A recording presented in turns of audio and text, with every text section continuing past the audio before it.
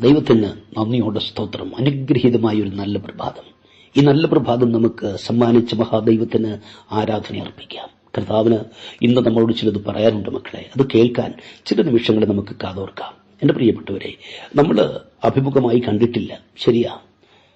എങ്കിലും ഒരപ്പന്റെ മക്കളല്ലേ, ഒരേ നാട്ടിൽ പോകേണ്ടവരല്ലേ, ഒരേ വീട്ടിൽ പാർക്കേണ്ടവരല്ലേ, ഒരപ്പത്തിന്റെ അംശികളല്ലേ, ഒരേ ആത്മാവിനെ പ്രാപിച്ചവരല്ലേ, ഒരുത്തന്റെ വകയല്ലേ. ഹല്ലേലൂയ. പിന്നെയും ക്രിസ്തുവിൽ ഒന്നായി ചേരേണ്ടവരല്ലേ. അതുകൊണ്ട് നമുക്ക് പരസ്പരം ഓർത്ത് പ്രാർത്ഥിക്കാം, ധൈര്യപ്പെടുത്താം, മാർഗനിർദ്ദേശങ്ങൾ നൽകാം, തമ്മിൽ പ്രബോധിപ്പിക്കാം. ദൈവത്തിന് സ്തോത്രം. സഹോദരങ്ങളെ, നിങ്ങളിൽ ഒരുവനായിട്ട് നിന്നുകൊണ്ട് പരിശുദ്ധാത്മാവ് എനിക്ക് നൽകുന്ന ആലോചന പങ്കുവയ്ക്കാൻ കഴിയുന്നതിൽ ഒത്തിരി സന്തോഷമുണ്ട്. പ്രിയപ്പെട്ടവരെ, അപേക്ഷിച്ച് എന്തെങ്കിലും യോഗ്യതയുള്ളതുകൊണ്ടല്ല, നിർബന്ധം എന്റെ മേൽ കിടക്കുന്നു എന്നുള്ള ബോധ്യമാണ് ഈ പുലരിയിലും കർത്താവിന്റെ സ്നേഹം പങ്കുവയ്ക്കാൻ എളിവനെ ശക്തിപ്പെടുത്തുന്നത്. എല്ലാ പ്രിയപ്പെട്ടവരെയും, എല്ലാ ബഹുമാന്യ ശ്രോതാക്കളെയും ക്രിസ്തുവിന്റെ സ്നേഹത്തിൽ വന്ദനം ചെയ്തുകൊണ്ട്, കഴിഞ്ഞ ദിവസം നമ്മൾ ധ്യാനിച്ച ആ വിഷയമുണ്ടല്ലോ, അത് പൂർത്തീകരിച്ചില്ലല്ലോ. അതിന്റെ തുടർച്ചയിലേക്ക് പ്രാർത്ഥനയോടെ പ്രവേശിക്കാം. 2 കൊരിന്ത്യർ ലേഖനം 3-ാം അധ്യായത്തിന്റെ 18-ാം വാക്യമാണ് വായിച്ചത്. എന്നാൽ മൂടുപടം നീങ്ങി മുഖത്ത് കർത്താവിന്റെ തേജസ്സിനെ കണ്ണാടി പോലെ പ്രതിബിംബിക്കുന്നവരായി നാം എല്ലാവരും ആത്മാവാകുന്ന കർത്താവിന്റെ ദാനമായി തേജസ്സിന്മേൽ തേജസ്സു പ്രാപിച്ച് അതേ പ്രതിമയായി രൂപാന്തരപ്പെടുന്നു. കഴിഞ്ഞ ദിവസം നമ്മുടെ ചിന്തയ്ക്ക് വിഷയീഭവിച്ചത് ഈ വാക്യമാണ്. എന്നാൽ സമയത്തിന്റെ പരിമിതി കാരണം പൂർത്തീകരിക്കാൻ സാധിച്ചില്ല. അതുകൊണ്ട് അതിന്റെ തുടർച്ചയിലേക്ക് നമുക്കൊന്ന് പ്രവേശിക്കാം. വിഷയത്തിന്റെ വിശദീകരണം ആവശ്യമായതുകൊണ്ട് 18-ാം വാക്യത്തിലല്ല, 12-ാം വാക്യം മുതൽ നാം ചിന്തിക്കാൻ പോവുകയാണ്. 12-ാം വാക്യം, ഈ വിധ പ്രത്യാശയുള്ളവരായി ഞങ്ങൾ വളരെ പ്രാഗൽഭ്യത്തോടെ സംസാരിക്കുന്നു. പൗലോസ് തുടങ്ങുകയാണ്, ഈ വിധ പ്രത്യാശയുള്ളവരായി ഞങ്ങൾ വളരെ പ്രാഗൽഭ്യത്തോടെ സംസാരിക്കുന്നു. ഇവിടെ ഈ പ്രാഗൽഭ്യത്തോടെ എന്നുള്ള വാക്ക് KJV നമ്മൾ നോക്കുമ്പോൾ പ്രാഗൽഭ്യം അഥവാ ബോൾഡ്നെസ് എന്നല്ല, പിന്നെയോ we use great plainness of speech. മറവില്ലാതെ സംസാരിക്കുന്നു, തെളിവോടെ സംസാരിക്കുന്നു, ക്ലിയറായി സംസാരിക്കുന്നു, സിമ്പിളായി ഒരു കാര്യം സംസാരിക്കാൻ പോകുകയാണ്.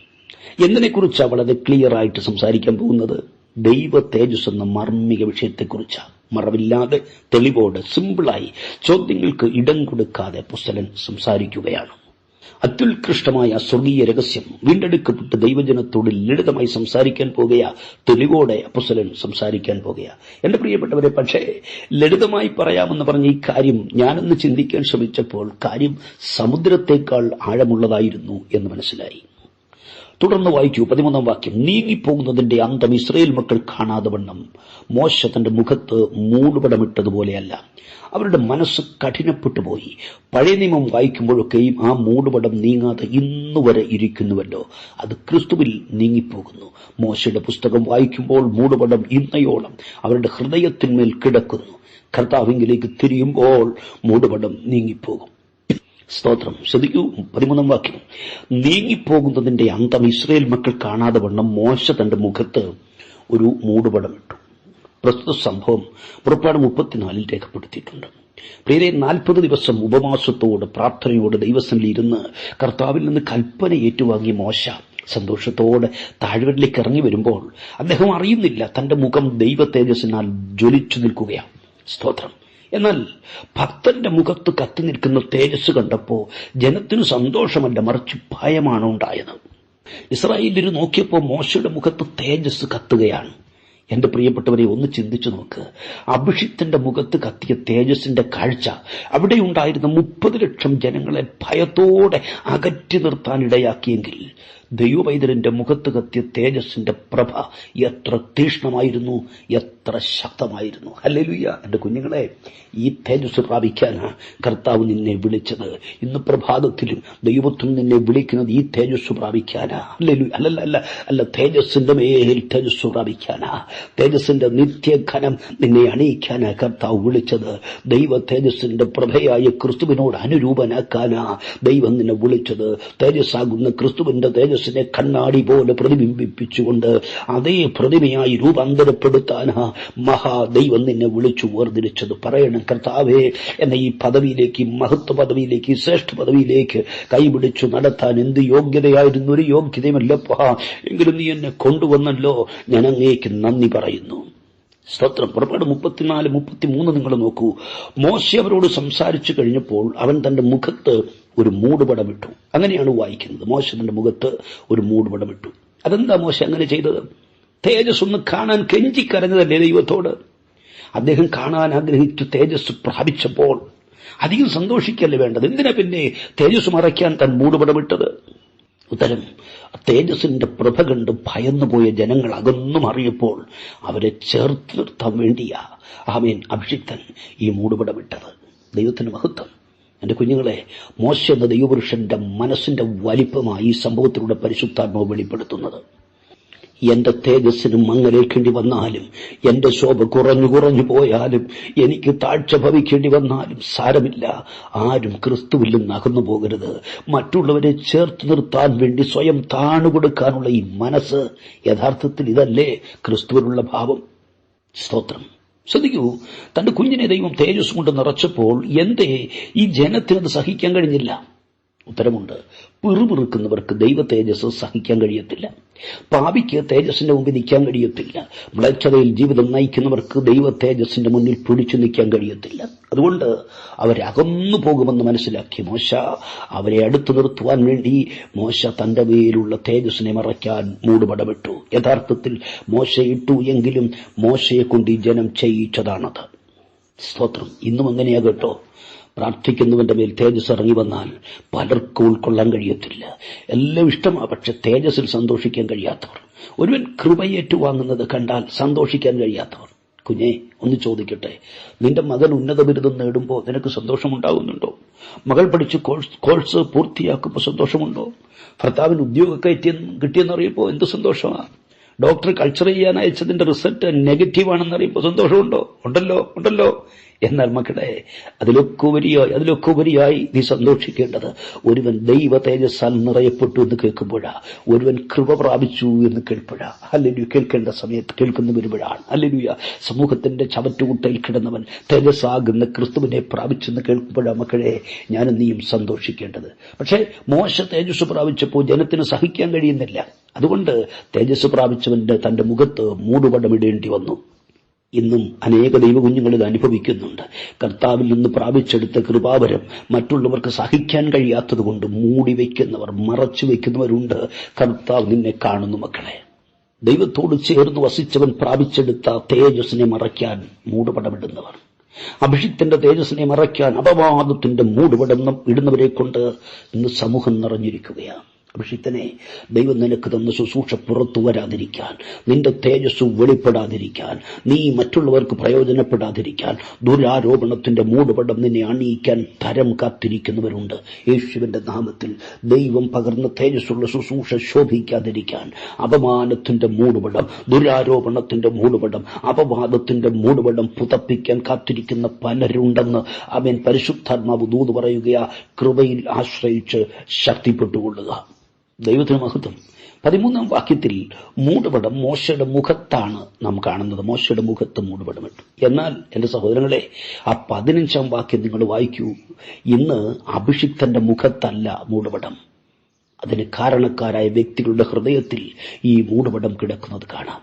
15-ാം വാക്യം, മോശയുടെ പുസ്തകം വായിക്കുമ്പോൾ മൂടുപടം ഇന്നയോളം അവരുടെ ഹൃദയത്തിന്മേൽ കിടക്കുന്നു. സ്തോത്രം. മോശയുടെ മുഖത്തല്ല. മനസ്സിലായോ? അഭിഷിക്തന്റെ തേജസ്സിനെ മറയ്ക്കാൻ ജനം അവനെ കൊണ്ട് മൂടുപടമിടിച്ചെങ്കിൽ ആ മൂടുപടത്തെ ദൈവം അവരുടെ ഹൃദയങ്ങളിൽ പുതപ്പിച്ചു. രക്തത്താൽ ജയം. അതിന്റെ കാരണം എന്താ? 14-ാം വാക്യത്തിൽ കാണാം. അവരുടെ മനസ്സ് കഠിനപ്പെട്ടു പോയി.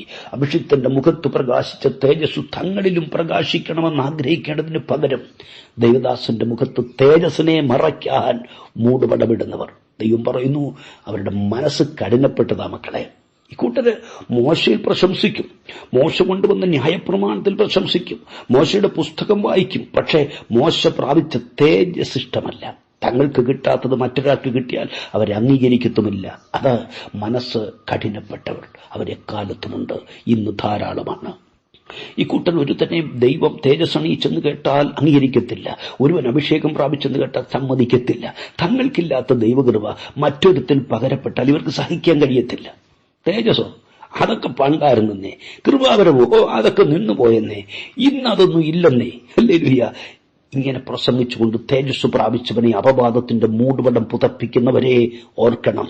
യാഥാർത്ഥ്യം തിരിച്ചറിയാതെ വണ്ണം ഈ മൂടുപടം നിന്റെ ഹൃദയത്തിലാണ് വീണിരിക്കുന്നത്. വചനം നൽകുന്ന തെളിവാണ്. ദൈവത്തിന് സ്തോത്രം. മോശയുടെ മുഖത്തിട്ട മൂടുപടം അവരുടെ ഹൃദയങ്ങളിൽ കിടക്കുന്നു. ഹല്ലേലൂയ. ദൈവം വിളിച്ചു വേർതിരിച്ച തന്റെ കുഞ്ഞുങ്ങളെ സ്വർഗം തേജസ്സുള്ള ശുശ്രൂഷ അണിയിക്കുമ്പോൾ ആ തേജസ് പുറത്തു വരാതെ മൂടുപടമണിയിക്കാൻ നിൽക്കുന്നവർ എത്ര കരുത്തുള്ളവരായാലും അറിവുള്ളവരായാലും ഏത് യൂണിവേഴ്സിറ്റിയിൽ പഠിച്ചവനായാലും പരിശുദ്ധാത്മാവ് പറയുന്നു, ഭക്തനെ പുതപ്പിക്കാൻ നീ ഒരുക്കിയ മൂടുപടം നിന്റെ ഹൃദയത്തിൽ തന്നെ വീഴും. ആമേൻ. ദൈവം തെരഞ്ഞെടുത്ത അഭിഷിക്തന്മാർക്കെതിരായി ഫോൺ ചെയ്തും ഇമെയിൽ അയച്ചും സോഷ്യൽ മീഡിയ ഉപയോഗിച്ചും അപമാനത്തിന്റെ മൂടുപടമണിയിക്കാൻ കാത്തിരിക്കുന്നവർ അറിഞ്ഞുകൊള്ളണം, ഈ മൂടുപടം നിന്റെ ഹൃദയത്തിൽ തന്നെ വീഴും. യേശുവിന്റെ നാമത്തിൽ പ്രാർത്ഥിക്കുന്ന ദൈവത്തിന്റെ പൈതലെ, സ്വർഗം നിന്നെ അണിയിച്ചു തേജസ്സിനെ മൂടിവെക്കാൻ ദുഷ്ടൻ നോക്കിയ നടക്കത്തില്ല. അഭിചാരത്തിന്റെ മൂടുപടത്തിന് നിന്റെ മേൽ പകരപ്പെട്ട തേജസ്സിനെ മറയ്ക്കാനുള്ള കരുത്തില്ല. ആരോപണത്തിന്റെ മൂടുപടത്തിന് തേജസ്സും മറയ്ക്കാൻ കഴിയത്തില്ല. ദൈവം തന്ന തേജസ്സുള്ള ശുശ്രൂഷയെ മറയ്ക്കാൻ ഒരന്ധകാര ശക്തിക്കും കഴിയത്തില്ല. എത്ര പേർക്ക് വിശ്വസിക്കാൻ കഴിയും? തേജസ്സിനെ മറയ്ക്കാൻ നോക്കുന്നവന്റെ ഹൃദയത്തിൽ ദൈവം മൂടുപടമിടും. പരിശുദ്ധാത്മാവ് പറയുന്നു, കുഴിക്കുന്നവൻ കുഴിയിൽ വീഴും. ദൈവത്തിന് സ്തോത്രം. ശ്രദ്ധിക്കണേ, മോശയ്ക്ക് തേജസ് നൽകിയത് ഒരു യൂണിവേഴ്സിറ്റി അല്ല കേട്ടോ. ഹല്ലേലൂയ. യൂണിവേഴ്സിറ്റി ഒന്നും കൊടുത്തല്ല, കാശ് കൊടുത്ത് വാങ്ങിച്ചതുമല്ല, ഒപ്പിച്ചെടുത്തൊന്നും അല്ലെന്നേ. ഞാൻ നിന്നെ അടുത്തറിഞ്ഞിരിക്കുന്നു എന്ന് പറഞ്ഞ ദൈവം തന്റെ കുഞ്ഞിനെ തേജസ് അണിയിച്ചതാ. കൃപ പ്രാപിച്ച ദൈവവേദലേ, നിന്നെ ചവിട്ടി താഴ്ത്താൻ ആരൊക്കെ ശ്രമിച്ചാലും നീ താണുപോകത്തില്ല. ശുശ്രൂഷയിൽ ഉയർന്നു വരാൻ അനുവദിക്കാതെ അവഗണിച്ചു മാറ്റി നിർത്തിയാലും ദൈവത്തിന്റെ സമയം വരുമ്പോൾ നീ മാനിക്കപ്പെടും, നിന്റെ തേജസ് വെളിപ്പെടും. യേശുവിന്റെ നാമത്തിൽ വിശ്വസിക്കുന്നവരുടെ ജീവിതത്തിൽ അങ്ങനെ സംഭവിക്കുന്നത് കൊണ്ട് ഞാൻ കർത്താവിന് നന്ദി പറയുന്നു. ഹല്ലേലൂയ. വിശ്വസിക്ക്. അവൻ ശത്രു നിന്റെ മേലിട്ട ചില മൂടുപടങ്ങൾ ഇന്ന് പുലരിയിൽ നീങ്ങിപ്പോവുകയാണ്. Yes yes yes. നിന്റെ എക്സ്പോഷറിനെതിരായി ദുഷ്ടൻ പുതപ്പിച്ച മൂടുപടം, ശുശ്രൂഷയ്ക്കെതിരായി ശത്രു അണിയിച്ച മൂടുപടം, തലമുറയുടെ ഉയർച്ചയ്ക്ക് വിരോധമായിരിക്കുന്ന മൂടുപടം എടുത്തു മാറ്റി ദൈവം നിന്നെ തേജസ് അണിയിക്കും. വിശ്വാസത്തോടെ പറയുക, എന്റെ മീതെ കിടക്കുന്ന മൂടുപടങ്ങൾ, it may be financially, it may be materially, it may be physically, it may be spiritually, എന്തു തന്നെയായാലും ആ മൂടുപടങ്ങൾ എന്റെ ദൈവം എടുത്തു മാറ്റും. എന്റെ തേജസ് ലോകം കാണുന്ന സമയം വരുന്നു. ഹല്ലേലൂയ. ദൈവത്തിൽ നിന്ന് പ്രാപിച്ച തേജസ്സിന്റെ ശുശ്രൂഷ ലോകത്ത് വെളിപ്പെടാൻ അനുവദിക്കില്ലെന്ന് പറഞ്ഞുകൊണ്ട് മൂടുപടവുമായി നടക്കുന്നവരുടെ ഹൃദയത്തിൽ മൂടുപടമിടിയിക്കുന്ന ദൈവം മക്കളെ നിനക്കു വേണ്ടി ജീവിക്കുന്നു. ഒരു വാക്യം ഓർമ്മയിൽ വരുന്നു. 2 കൊരിന്ത്യർ ലേഖനം 4:4 തോന്നുന്നു. അതെ, 4:4. അവൻ ദൈവപ്രതിമയായ ക്രിസ്തുവിന്റെ തേജസ്സുള്ള സുവിശേഷത്തിന്റെ പ്രകാശനം ശോഭിക്കാതിരിക്കാൻ ഈ ലോകത്തിന്റെ ദൈവം അവിശ്വാസികളുടെ മനസ്സു കുരുടാക്കി. ഞാൻ ഒരിക്കൽ കൂടെ ആ വാക്യം ഉദ്ധരിക്കാം. ദൈവപ്രതിമയായ ക്രിസ്തുവിന്റെ തേജസ്സുള്ള സുവിശേഷത്തിന്റെ പ്രകാശനം ശോഭിക്കാതിരിക്കാൻ ഈ ലോകത്തിന്റെ ദൈവം അവിശ്വാസികളുടെ മനസ്സു കുരുടാക്കി. പിശാച് ചിലരെ കയ്യിലെടുത്തിട്ടുണ്ടെന്നേ.